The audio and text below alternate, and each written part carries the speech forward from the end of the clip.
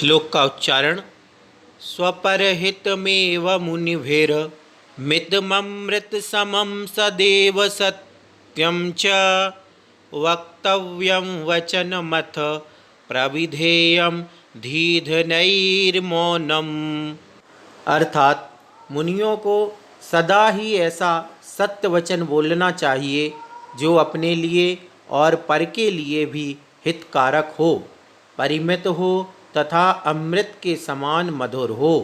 यदि कदाचित ऐसे सत्य वचन के बोलने में बाधा प्रतीत हो तो ऐसी अवस्था में बुद्धि रूप धन को धारण करने वाले उन मुनियों को मौन का ही अवलंबन करना चाहिए। 93, 92 और 93 इन तीन श्लोकों के माध्यम से उत्तम सत्य धर्म का वर्णन किया जा रहा है। तो यहाँ अपन 93 नंबर का श्लोक देख रहे हैं। इसमें क्या कहा है कि मुनियों के सदा ही ऐसा सत्य वचन बोलना चाहिए जो अपने लिए और पर के लिए भी हितकारक हो। क्या मतलब?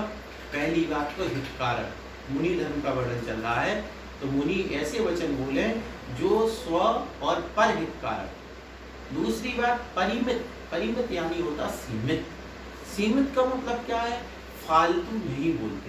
जिस प्रकार से अपन लोग कहते हैं ना, पंचायत करना है ना, बकबक करना, तो इस प्रकार से वे व्यर्थ में वार्तालाप या चर्चा परिचर्चा नहीं करते हैं, धर्म की बात करते हैं और सीमित करते हैं।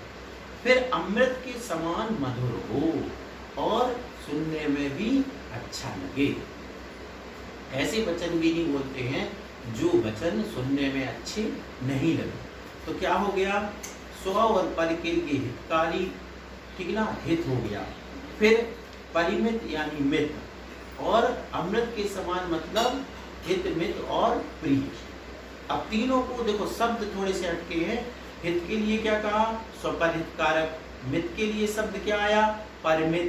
और प्रिय के लिए शब्द आया अमृत के समान मधुर। तो हित, मित और प्रिय बोलना, ये आ गया सत्य धर्म में। फिर यदि कदाचित ऐसे सत्य वचन के बोलने में बाधा प्रतीत होती हो तो ऐसी अवस्था में बुद्धि रूप धन को धारण करने वाले उन मुनियों को मौन का ही अवलंबन करना। अब क्या है, यदि ऐसी कोई स्थिति आ जाए कि अब क्या करें? जैसे अकंपनाचार्य आदि मुनियों ने क्या किया? मौन ले लिया। क्यों? क्या वे शास्त्र नहीं जानते थे? क्या जो बलि आदि मंत्री आए थे उनकी बातों की, शास्त्रों की जो प्रश्न पूछते वे नहीं बता सकते? सब जानते थे, लेकिन उनको ये पता था कि ये दुष्ट हैं, दुर्जन है, इसलिए क्या करना? मौन धारण करना।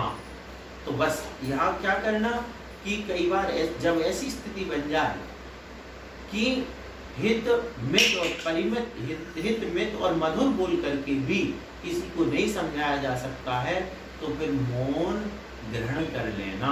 ये साधुओं के लिए एक अमोघ अस्त्र बताया गया है। तो यहाँ क्या कहा सत्य धर्म के प्रतिपादन में कि स्वपर हितकारक, परिमित और अमृत के समान मधुर वचन बोलना, ये उत्तम सत्य धर्म है साधु का। फिर एक विकल्प रख दिया कि अगर हित, मित, प्रिय बोलने के बाद भी कोई बात अपनी सिद्ध नहीं हो रही है, या अपन को लगता है कि सामने इतना कोई दुष्ट है कि जो हित में प्रिय से भी नहीं समझ सकता है, तो फिर मुनि को मौन धारण कर लेना चाहिए। अब विशेष बात समझने की क्या है इस श्लोक में, मतलब मौन को भी सत्य माना गया। ये बहुत पद्मनंदी पंचविंशति के अनुसार अपन देखो तो विशेषता क्या निकली कि ये सब तो हर जगह आता है कि हित, मित, प्रिय बोलना ये समिति है, ये सत्य धर्म है, सब कुछ है, लेकिन यहाँ विशेषता क्या आ गई? मौन ले लेना, कि मौन भी क्या हो गया? उत्तम सत्य धर्म के अंतर्गत आ गया। इस प्रकार से ये उत्तम सत्य धर्म की परिभाषा यहाँ 93 नंबर श्लोक में आचार्य महाराज ने बताई है। 92 नंबर श्लोक का उच्चारण। सती सन्ति व्रतान्येव सुनृते वचसि स्थिते भवत्याराधिता सद्भिर्जगत पूज्या च भारती। अर्थात चूँकि सत्य वचन के स्थित होने पर ही व्रत होते हैं। इसलिए सज्जन पुरुष जगत पूज्य उस सत्य वचन की आराधना करते हैं। अब जो 92 नंबर का श्लोक है, अपना सत्य धर्म का प्रकरण चल रहा है, बहुत छोटा सा और सरल है। क्योंकि सत्य वचन के स्थिर होने पर ही व्रत होते हैं, इसलिए सज्जन पुरुष जगत पूज्य उस सत्य वचन की आराधना करते हैं। क्या मतलब? सत्य वचन के स्थित होने पर ही व्रत होते हैं। व्रत देखो, 5 महाव्रतों में सत्य महाव्रत व्रत रखा गया है। तो ये सामान्य सी बात नहीं है। सत्य होगा तो वो सत्य के कारण ही वह सभी व्रतों को पालन करने के लिए तैयार रहेगा। अब जो झूठ बोलेगा, झूठ बोलने वाले को तो व्रतों की क्या चिंता है। इसलिए सत्य वचन, आचार्य महाराज कह रहे हैं, सत्य वचन के स्थिर होने पर ही व्रत होते हैं। तो यदि व्रतों का पालन करना है तो सत्य धर्म को अपनाना पड़ेगा। इसलिए सज्जन पुरुष जगत पूज्य सत्य वचन की, यह जगत पूज्य है। क्या मतलब? जो सत्य बोलता है, मुनिराज श्रावक की प्रतिष्ठा 5 गुण लख लीजिए। इस बात को ध्यान रखते हुए बस यहाँ पर सिर्फ इतना सा कहा गया है, यही ध्यान रखने की बात कि सत्य वचन होने पर सत्य धर्म का क्या महत्व है। इस प्रकार का प्रश्न हो सकता है। प्रश्न क्या हो सकता कि सत्य धर्म की क्या विशेषता है? तो सीधी सी बात कि सत्य वचन के होने पर ही व्रत होते हैं या हो सकते हैं। इसलिए सत्य वचन बहुत महत्वपूर्ण है। और दूसरी विशेषता क्या हो गई कि सज्जन पुरुष क्या, यह सत्य वचन जो क्या है, जगत पूज्य है, जगत में प्रतिष्ठा प्राप्त कराता है।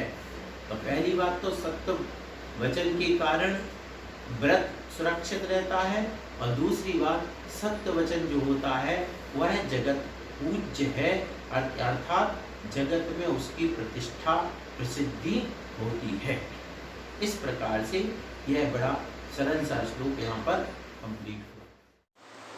आस्ता में तदमुत्र सुनृत वचाः कालेन यल्लप्स्यते सद्भूपत्व सुरत्व संसृति सरत् पाराप्ति मुख्यं फलम् यत् प्राप्नोति यशः शशांक विशदं शिष्टेषु यन्मान्यतां तत्साधुत्वमिहैव जन्मनि परं तत्केन संवर्ण्यते।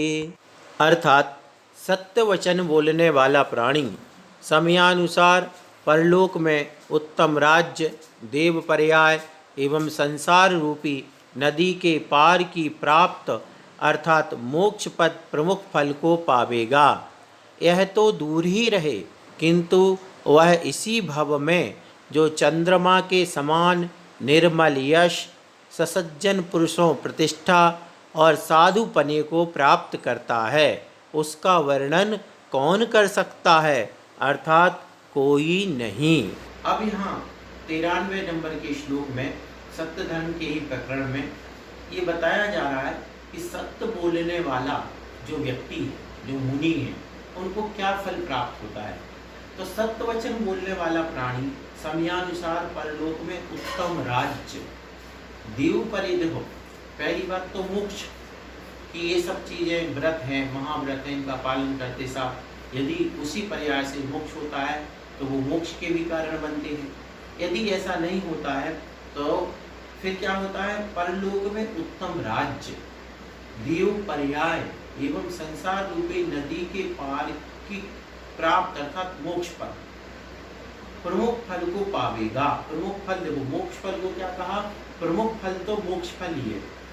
जब तक वो नहीं मिलता है तब तक संसार में भी रहेगा तो उसको उत्तम राज्य मिलेगा, देव पर्याय मिलेगी, ठीक ना। फिर यह तो दूर ही रहे, किंतु वह इसी भाव में, अब ये तो परभाव की बातें थी कि देव पर्याय मिलेगी, उत्तम राज्य मिलेगा या मोक्ष मिलेगा। इस भाव में क्या मिलेगा, इसी भाव में जो चंद्रमा के समान निर्मल यश, सज्जन पुरुषों में प्रतिष्ठा और साधुपने को प्राप्त करता है, उसका वर्णन कौन कर सकता। कितनी अच्छी बात है इसी जन्म में जो सत्य उत्तम सत्य धर्म या सत्य वचन जो पालता है उसको इस जन्म और पर जन्म में क्या लाभ। तो पर जन्म में तो देव पर्याय राज्य की प्राप्ति या संसार नदी से पार यानी मोक्ष की प्राप्ति, और इस जन्म में क्या फायदा होगा, इस जन्म में उसका निर्मल यश, उसकी प्रसिद्धि बढ़ती है। सब लोग जानते हैं कि हाँ ये व्यक्ति प्रामाणिक है। पहले जैसे कोर्ट में जैनों की मान्यता होती थी कि जैन व्यक्ति जब कुछ कह देता था तो फिर उसके बाद जज कह देता था कि नहीं, जैन ने कहा इसका मतलब सत्य है। तो ऐसी प्रतिष्ठा हुआ करती थी, ये सत्य की प्रतिष्ठा होती है तो सत्य यश बढ़ता है। दूसरी बात, सज्जन पुरुषों में विश्वास और साधुपनी यानी सज्जनता, सब लोग उसको सज्जन कहते हैं।